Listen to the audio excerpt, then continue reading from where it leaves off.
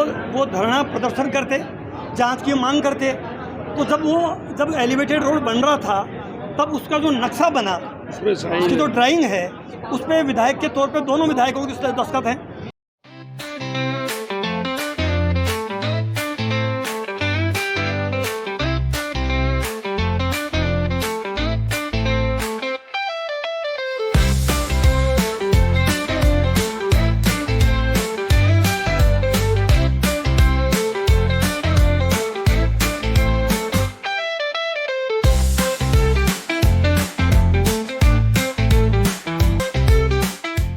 Elevated road को लेकर अजमेर में राजनीतिक घमासान मचा हुआ है। हालांकि अजमेर की सिविल कोर्ट ने सशर्त ब्रिज की भुजाओं को खोलने के आदेश बीते शुक्रवार को दे दिए थे। आज अजमेर में नारी न्याय सम्मेलन में शिरकत करने आए आरटीडीसी के पूर्व चेयरमैन धर्मेंद्र राठौर ने मीडिया को कहा कि एलिवेटेड रोड पर बीजेपी राजनीति कर रही है। राठौर ने भाजपा पर निशाना साधते हुए कहा कि एलिवेटेड रोड के नक्शों पर अजमेर के दोनों विधायकों के हस्ताक्षर हैं। राठौर के बयान पर पलटवार करते हुए बीजेपी और दोनों विधायकों की ओर से मोर्चा संभालते हुए डिप्टी मेयर नीरज जैन ने राठौर और कांग्रेस को आड़े हाथे लिया।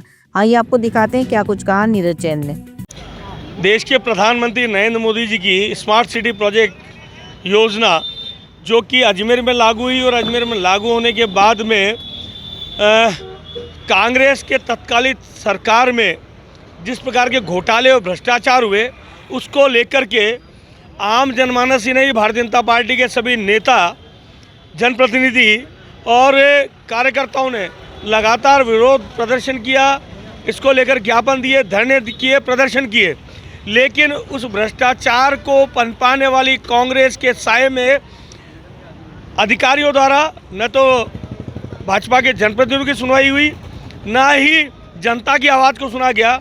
मैं याद दिलाना चाहूँगा कि स्मार्ट सिटी प्रोजेक्ट के अंदर जिस प्रकार के निर्माण हुए, चाहे वो हमारा ओपन एयर थिएटर हो जो आज गिरने की स्थिति में है, चाहे 7 वंडर का निर्माण किया गया हो, चाहे पाथवे आज जगह जगह से टूटा हुआ है, चाहे ये एलिवेटेड ब्रिज जो कि अपने घटिया निर्माण सामग्री के उपयोग होने के कारण से जगह जगह से क्षतिग्रस्त हुआ और हाल ही में एक भुजा को बंद करना पड़े।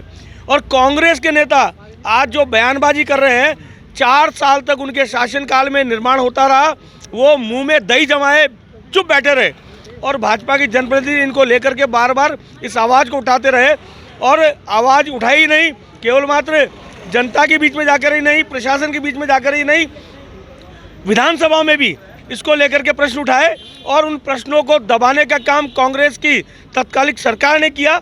और यहाँ तक कि प्रधानमंत्री जी के द्वारा इस पूरे स्मार्ट सिटी घोटाले की जांच करने के जो आदेश हुए, उस फाइल को दबाने का काम भी कांग्रेस की उस तत्कालीन सरकार ने किया। साथ ही स्मार्ट सिटी प्रोजेक्ट में 7 वंडर जब टूटने के आदेश हुए, आदेश को भी दबा करके रखने का दुष्कृत्य कांग्रेस के तत्कालीन सरकार में किया। निश्चित रूप से आज कांग्रेस के कुछ नेता, तथाकथित नेता यहाँ बयानबाजी कर रहे हैं कि आपने इसमें उस समय आंदोलन क्यों नहीं किया, धरना क्यों नहीं किया, प्रदर्शन क्यों नहीं किया। मैं पूछना चाहता हूँ, भाजपा के जनप्रतिनिधि तो मैदान में थे, सड़क पे थे, जनता के साथ थे, जनता की आवाज़ को उठा रहे थे और इसको लेकर के माननीय मुख्यमंत्री अशोक गहलोत तक को ज्ञापन दिया, प्रधानमंत्री जी को ज्ञापन दिए और उस पर प्रधानमंत्री जी के ज्ञापन पर जब कार्रवाई होने लगी तो उस फाइल को दबाने का काम उस समय की तत्कालीन कांग्रेस सरकार के दबाव में अधिकारियों ने किया और उन अधिकारियों को बचाने का काम कांग्रेस सरकार ने किया। निश्चित रूप से सरकार बदली है और भारतीय जनता पार्टी के भजनलाल शर्मा जी की जीरो टॉलरेंस की सरकार आई है। चाहे वो नीट पेपर का रीट को लेकर के घोटाले हुए हों, चाहे पेपर लीक हुए हों, चाहे भ्रष्टाचार के कोई भी मामले हों, उनकी लगातार जांच की जा रही है और इसमें भी इस स्मार्ट सिटी प्रकरण में जो घोटाले हुए उनकी जांच भी जारी है और इस जांच में जो दोषी हैं उन पर कार्रवाई भी होगी। निश्चित रहिए, आप निश्चय आप ध्यान रखिएगा। कांग्रेस के नेताओं को मैं कहना चाहता हूं कि भजनलाल जी की सरकार उन अधिकारियों को और उन दोषी ठेकेदारों को छोड़ने वाली नहीं है जिन्होंने इस स्मार्ट सिटी प्रोजेक्ट में घोटाले किए, इस एलिवेटेड रोड को बनाने में घटिया निर्माण सामग्री का उपयोग किया और इस आनंद सागर के व्याप को छोटा करने का काम किया। उन पर उनकी जांच भी होगी और उन पर कार्रवाई भी होगी। अजमेर में नया नाम ढूंढना आसान है, पर भरोसेमंद एक्सपीरियंस मिलना मुश्किल। साफल्यम अजमेर। नाम नया, वही पुराने शानदार एजुकेटर्स।